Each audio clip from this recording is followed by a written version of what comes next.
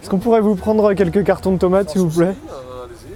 Ce n'est pas pour acheter des légumes que Simon vient au marché. Lui, ce qui l'intéresse, ce sont les cartons. Regarde, il est comme il faut celui-là. Au niveau de l'épaisseur, là. À Angers, La Marge, une maison d'édition pas comme les autres, vient d'apparaître. Elle publie des livres en carton recyclé, mais là n'est pas sa seule particularité. Oui, un des objectifs qu'on avait quand on a ouvert ce local, en fait, c'était de créer un lieu ouvert à tous où chacun pouvait proposer différentes activités. Donc on a essayé de varier les plaisirs. Donc soit on se retrouve ici pour fabriquer des livres, illustrer des couvertures, discuter, échanger, etc. Soit éventuellement, on propose d'autres choses, comme on a déjà fait un ciné-débat, des ateliers d'écriture de chansons. Tout simplement boire un verre ici, entre amis, entre voisins. C'est le 4e éditeur de ce genre en France. Le concept est apparu en 2010. Dans ces ateliers d'édition, on soigne autant le livre que le lien social. Et autant dire qu'ici, chaque bénévole sait ce qu'il a à faire. Alors dans un premier temps, il faut faire la couverture, donc on peint, voilà, on déchire. Comme celle-ci. Voilà, c'est comme ça. Et puis on laisse sécher et ensuite on va faire les reliures, alors de façon manuelle avec des fils, du tissu et on fait tout ça à la main du début jusqu'à la fin. Toutes les couvertures sont uniques déjà, donc on n'est pas dans l'industriel où tout est fait exactement de la même façon. Savoir que ça a été fait par quelqu'un, c'est sympa, je trouve.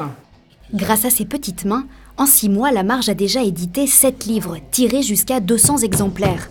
BD, poésie, contes, tous ont été sélectionnés par un comité de lecture.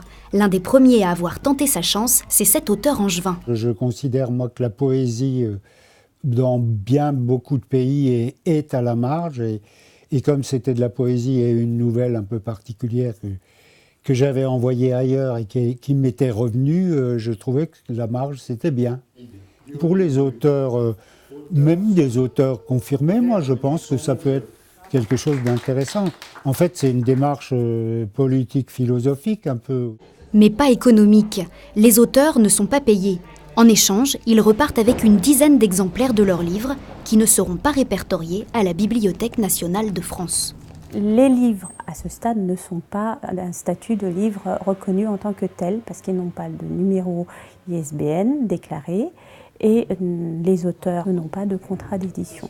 Pour l'instant, c'est des formes associatives, donc il y a un statut légal, mais elles ne sont pas encore considérées comme des éditeurs.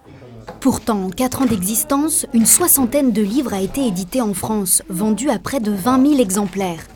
Pas si mal pour des éditeurs de bric et de broc.